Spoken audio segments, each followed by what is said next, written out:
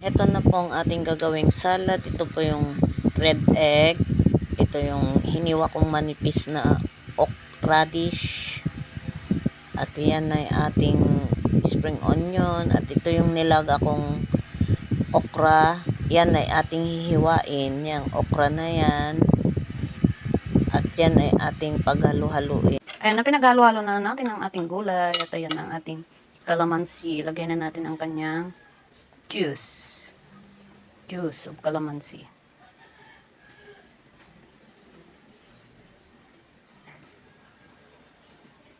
Lagyan natin ng chili powder. At wala akong nabili na ano. Yan. Yan, meron na tayong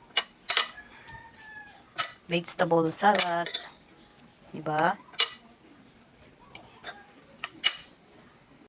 Dahil kulang sa alat, lagyan natin ng asin. Kung gusto nyo patis, pwede naman patis. Pero sa akin asin. Yan.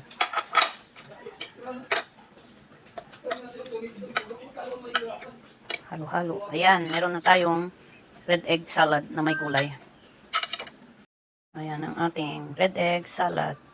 Let's eat, guys. Thanks for watching.